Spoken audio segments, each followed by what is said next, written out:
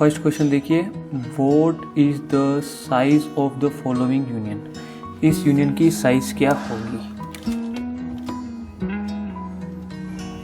Assume that the size of int is 2, float की 4 और character की 1 दे रखी है अपने।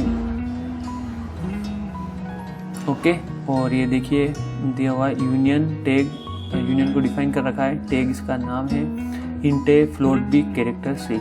तो यूजर डिफाइंड फंक्शन के अंदर स्ट्रक्ट और यूनियन, स्ट्रक्ट के अंदर जो मेमोरी एलोकेशन होगा उसके अंदर जितने डेटा टाइप होंगे, जितने डेटा टाइप वेरिएबल डिफाइन कर रखे वो सारे क्या होते हैं मेमोरी के अंदर प्लस होते जाएंगे। पर यूनियन के अंदर क्या होगा, यूनियन क्या करेगा, उस मेमोरी को क्या करता है, शेयर करता है। मैक्सिमम जो डेटा टाइप जिस भी वेरिएबल की साइज़ है उसकी मेमोरी क्या करता है, बाकी सबके साथ शेयर करता है। तो देखिए यहाँ पे इंट ए सबसे पहले डिफाइन किया गया है, तो ए की साइज़ मान लीजिए यहाँ पे हो जाएगी ये 1 और 2। ओके यहाँ पे हो गई 2। फिर देखिए फ्लोट बी, फ्लोट को कितना डिफाइन कर रखा है 4, तो मान लीजिए 3 और ये 4, तो टोटल ये कितना हो गया 4। और कैरेक्टर की देखिए 1, तो यहाँ पे क्या हो गया, कैरेक्टर डिफाइन हो गया ये 1। तो मैक्सिमम साइज कौन सी है यूनियन के अंदर, किस डेटा टाइप में दी है, वो कौन सी है, फ्लोट।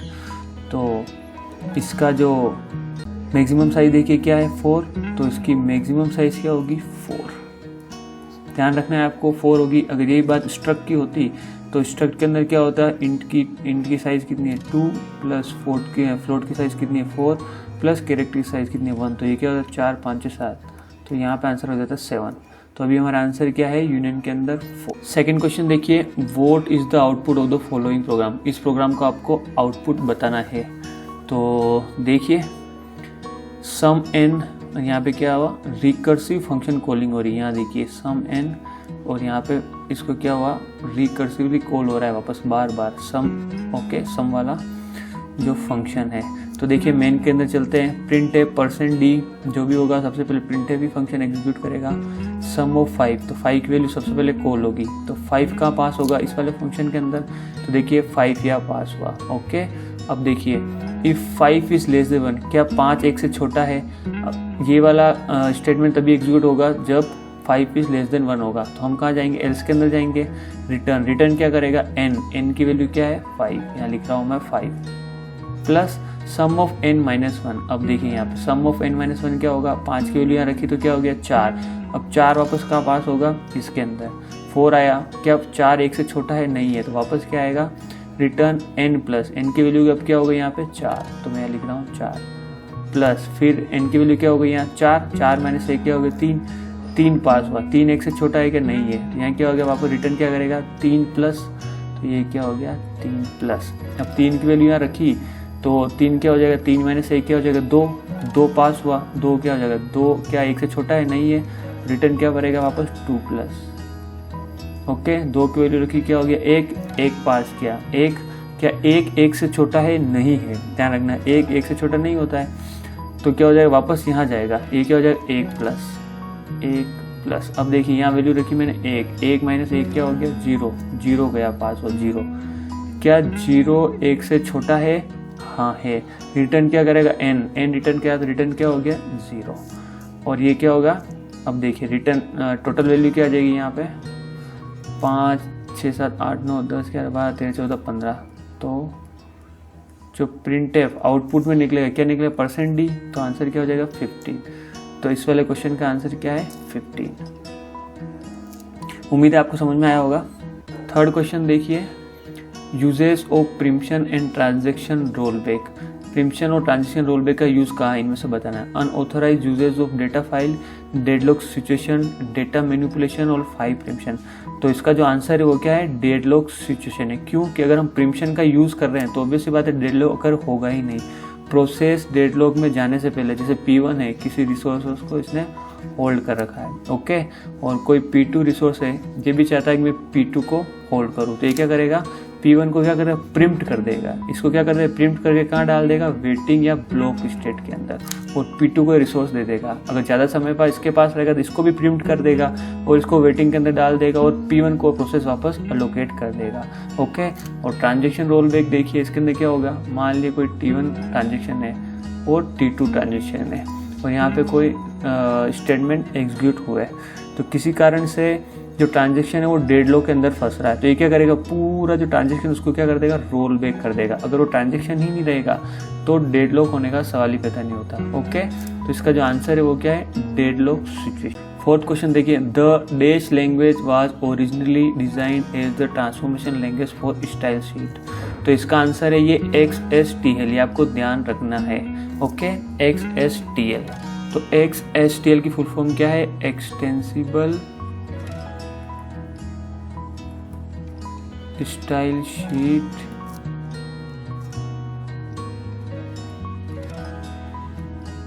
लैंग्वेज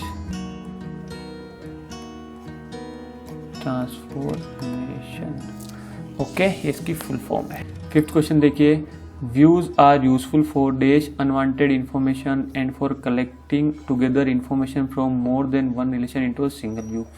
व्यूज की बात कर रहा है, तो देखिए व्यूज का यूज के बारे में बता रहा है। जैसे ये कोई टेबल T1 है और कोई टेबल T2 दे रखी है, और इसके बारे में इसके अंदर बहुत सारे एट्रीब्यूट्स दे रखे हैं। यहाँ पे वो ABCD, यहाँ पे क्या हो गया ABCD, और हम क्या चाहते हैं, कोई स्पेसिफिक एट्रीब्यूट्स ही चाहते हैं, सभी को हम कॉल नहीं कराना चाहते या सभी को हम शो नहीं करना चाहते। तो इसके लिए हम क्या करेंगे, व्यूज़ का यूज़ करते हैं। ओके, व्यूज़ जो होते हैं वो टेम्परेरी होते हैं, और इसको हम क्या करते हैं, इसकी सहायता से हम क्या कर सकते हैं, एक से ज़्यादा रिलेशन के डेटा को भी कॉल कर सकते हैं, या हम देख सकते हैं किसके अंदर, सिंगल व्यू के अंदर। Okay, more than one relation into a single view.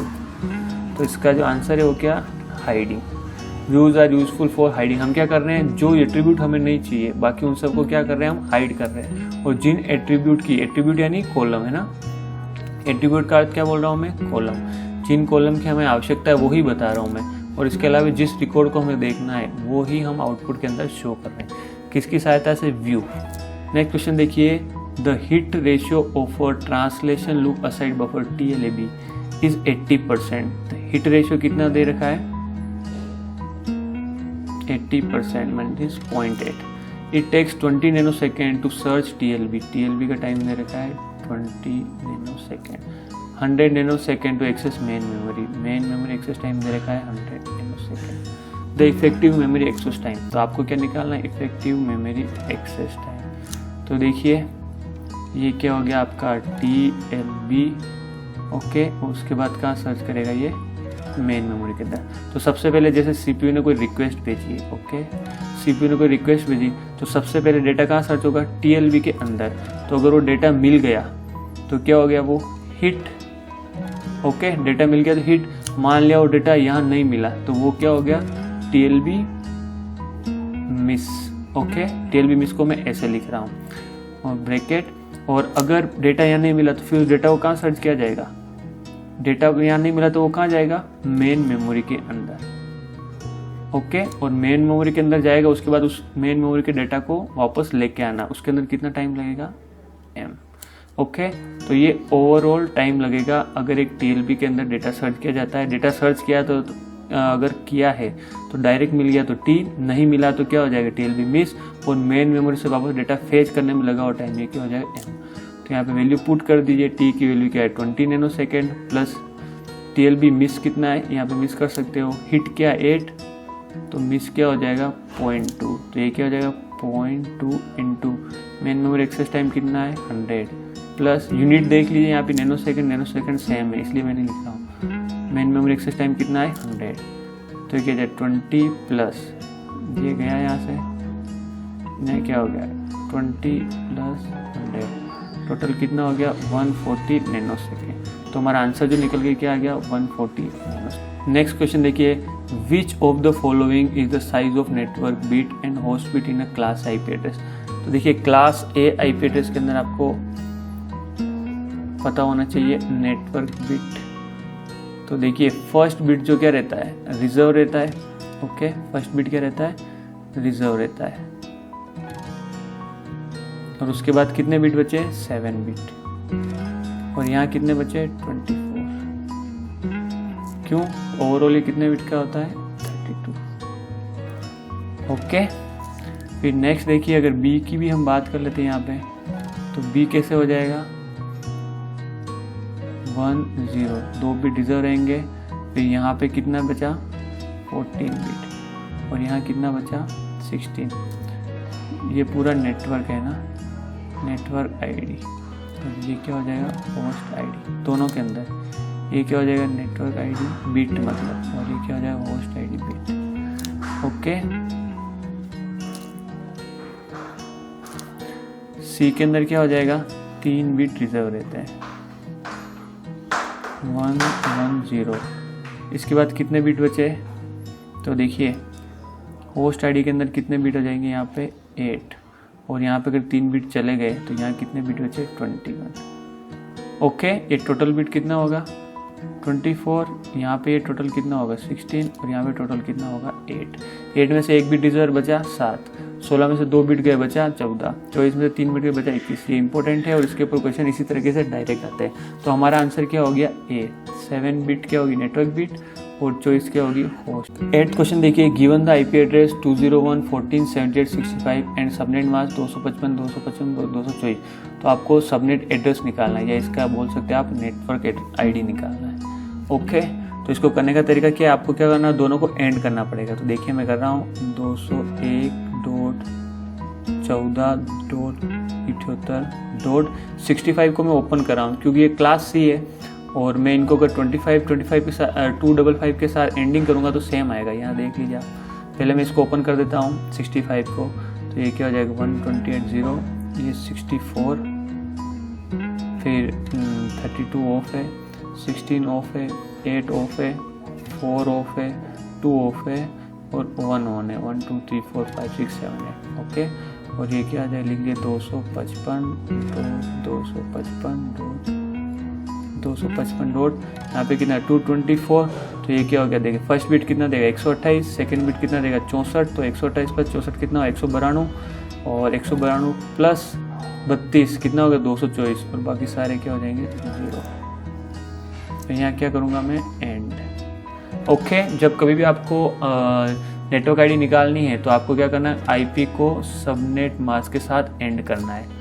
IP को सबनेट मास्क के साथ अगर आप एंड करोगे तो आपको क्या निकल के आएगी नेटवर्क आईडी, जो हमें ये पूछ रहा है। ओके, तो 201 को 255 से एंडिंग करूँगा तो ये क्या आ जाएगा 201 ही आ जाएगा, ये क्या आ जाएगा 14। इसका डिटेल वीडियो मेरे जो चैनल है उसके अंदर आप कंप्यूटर नेटवर्क जो प्लेलिस्ट है उसके अंदर आप देख सकते हैं, आपको मिल जाएगा। 0 को 1 के साथ एंड किया हो तो कितना है 0, 1 को 1 के साथ किया तो 1, 0 को 1 के साथ किया तो 0, और बाकी सारे क्या हो जाएंगे 0 हो जाएंगे। ओके, एंडिंग के अंदर क्या होता है, 0 को 0 के साथ एंड किया तो 0, 0 के 1 के साथ किया तो 0, 1 को 0 के साथ किया तो 0, 1 को 1 के साथ करोगे तो ही 1 आएगा। तो यहाँ देखिए ये क्या हो गया 201.14.78. कौन सा बिट ऑन है 1, ये कौन सा है 64, तो 64। तो हमारा आंसर क्या निकल के आ गया बी इसका सही आंसर। ओके, अगर आपकी प्रैक्टिस है तो आप डायरेक्ट यहाँ से देख सकते हो कि 65 मतलब एक तो ये इस तरीके से आएगा और ये सारे 0 आएंगे, लास्ट बिट 1 होगी, और 224 मतलब आगे के तीनों बिट 1 है और बाकी सारे 0 होंगे। तो यहाँ पे देखिए एक ही होगा जो बिट क्या रहेगा 1 रहेगा, तो आप डायरेक्ट 64 निकाल सकते हो इससे। 9th क्वेश्चन देखिए, dash constant ensure that a value that appears in one relation for a given set of attribute also appear for a certain set of attributes in another relation. Question क्या कह रहा है देखिए, ये कोई relation दिया हुआ है, ये रिलेशन 1 रिलेशन यानी टेबल है ना, और ये कोई रिलेशन दिया दूसरा, यहाँ पे कोई एट्रीब्यूट है, एट्रीब्यूट यानी कॉलम। ओके, मान लिया इसका नाम ए, यहाँ पे इसका नाम बी। ये कह रहा है one relation for a given set of attributes also appear for a certain set of attributes another relation. ये वाली टेबल क्या कर रही है, इसको रेफरेंस कर रही है। तो यहाँ पे ये क्या है प्राइमरी की और ये क्या है फॉरेन की। ये पूछ रहा है कि अगर इस टेबल के अंदर कोई डाटा है, रेफरेंसिंग टेबल के अंदर 1 2 2 ओके 3 3, ध्यान रखना फॉरेन की के अंदर आपके पास रिपीटेड वैल्यू हो सकती है, पर प्राइमरी की के अंदर आपके पास वैल्यू क्या होनी चाहिए, यूनिक और नॉट नल। ओके, तो आपकी जो डाटा वैल्यू है 1, ये 2 2 3 3, ये जो वैल्यू है वो आपको इस रेफरेंसिंग टेबल, जिस टेबल से मैं रेफरेंस कर रहा हूँ उसके अंदर प्रेजेंट होनी चाहिए। ये जो चीज़ है कौन इंश्योर करता है, ये वाली चीज़ कौन इंश्योर करता है, रेफरेंशियल इंटेग्रिटी। ओके, कौन करता है, रेफरेंशियल इंटेग्रिटी, क्योंकि टेबल इसको क्या रेफरेंस कर रही है। ओके, 10th क्वेश्चन देखिए, which logic family dissipates the minimum power. तो इसका आपको डायरेक्ट आंसर याद रखना है, सीमोस इसका सही आंसर। ओके, ये क्वेश्चन कई बार डायरेक्ट आ जाता है, तो इसका आंसर क्या है, सीमोस। Thank you.